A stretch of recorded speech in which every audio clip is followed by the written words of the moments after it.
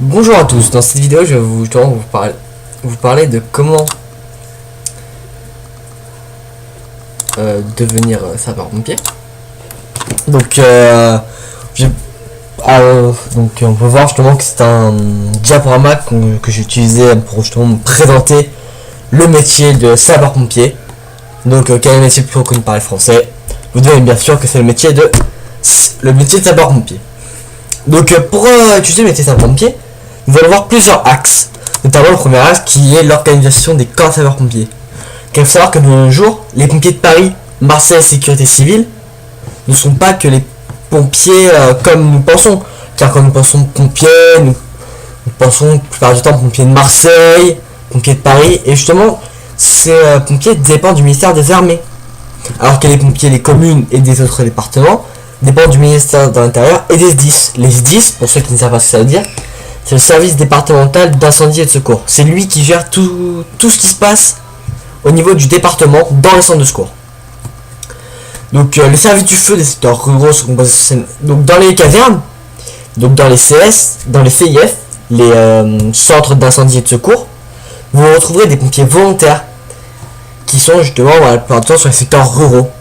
Alors que les pompiers professionnels vont plus se trouver dans les secteurs urbains tels qu'à Lyon, à Saint-Étienne ou même ici à Taverny.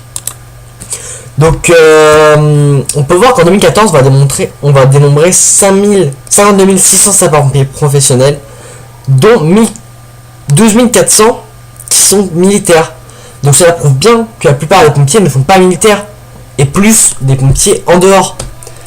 On va travailler en moyenne 2400 heures de travail par an, avec en général des gardes de 24 heures puis 48 heures de repos. Donc ces gardes de 24 heures peuvent justement être...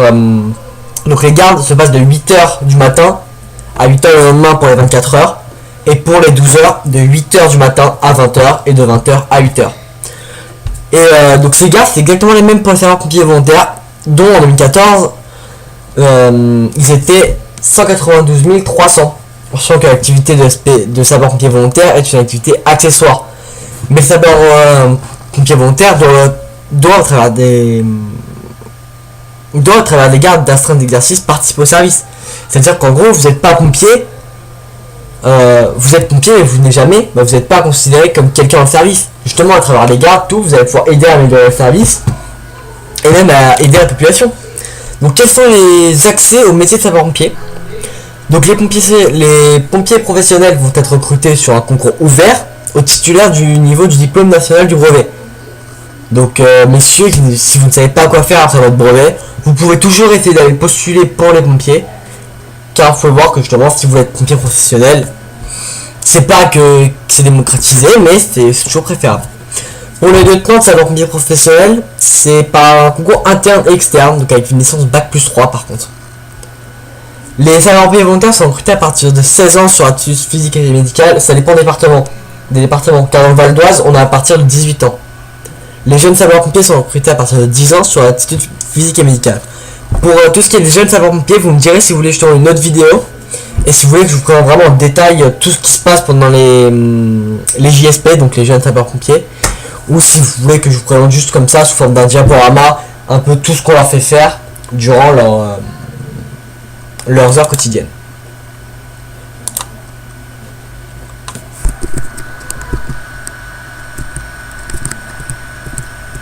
Ouais, excusez-moi. Il faut savoir qu'aussi dans notre métier, on va avoir plusieurs spécialités. Les spécialités médecins, vétérinaires, pharmaciens, infirmiers, psychologues, experts. Donc eux, on va pouvoir les connaître. Donc soit comme vous pouvez voir sur cette image avec le gilet de haute visibilité médecin, ou tout simplement avec leur grade que nous allons voir juste après. Mais avant, nous allons voir les missions, en sachant que les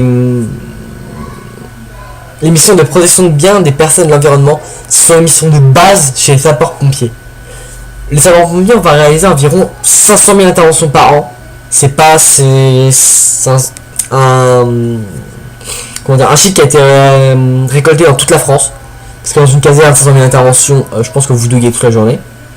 Il faut savoir que par contre, ces incendies ne vont représenter que 7% de notre travail, alors que le secours d'urgence aux personnes, ça va représenter au moins 75%. Le reste sera utilisé par des interventions diverses, telles qu'aller chercher des fleurs dans les arbres ou récupérer des perroquets.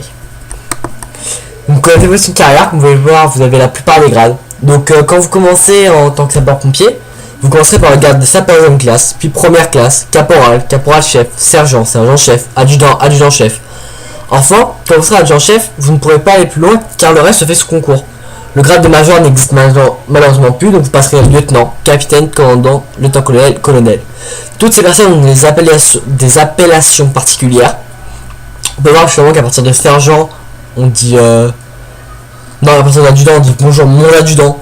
Quand c'est un homme, justement, car le mon désigne monsieur. Par contre, si vous tombez sur une femme, vous ne dites surtout pas mon adjudant. Ce sera très mal pris. Et vous voyez, le grade de sergent-chef, on va dire justement bonjour chef. Et pour ce qui est du lieutenant-colonel et colonel, nous allons dire mes respects, mon colonel. Pour les deux, ce sera colonel, ce sera pas lieutenant-colonel. Alors, vous pouvez voir justement, pour les infirmiers, vous commencez à partir de ça, les grades sont vraiment différents. Comme je parlais justement des spécialités, vous avez la spécialité grimpe, donc le groupe de recherche et d'intervention au milieu périlleux. C'est eux que vous voyez la plupart du temps dans les calanques à Marseille. Simplement, la spécialité plongeur, qui est à Argenteuil. La spécialité risque chimique. Sauvetage et déblaiement, où vous pouvez voir justement au centre de secours de Guéret, comme chimique. Et les feux de forêt qui justement permettent à des hommes de descendre dans le sud de la France lors des différentes interventions. Donc je vais vous montrer après une journée type du lendemain de ce qui se passe. Donc à 8h on va avoir le rassemblement et l'inspection du matériel. Donc l'inspection du matériel, on va vérifier si tout le matériel est présent, qu'est-ce qu'il y a dedans. De 8h30 à 9h45 on va avoir le sport. Donc soit la course à pied, de la musculation, gymnastique, natation, sport libre, sport co. La planche ça fait si vous voulez. La montée de la planche se fait qu'à Paris. De 10h à midi, on va avoir une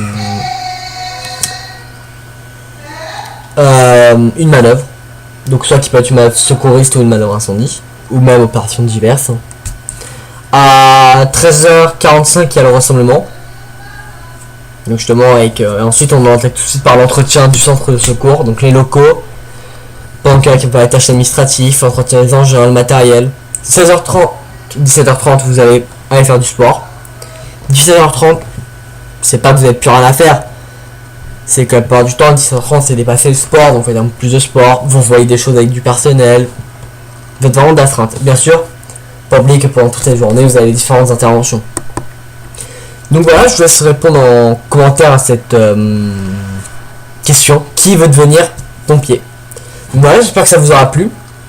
C'est une petite vidéo cool aujourd'hui, mais c'était voilà pour la reprise. Donc je vous dis à bientôt tout le monde. Et n'oubliez pas d'aimer si ça vous a plu.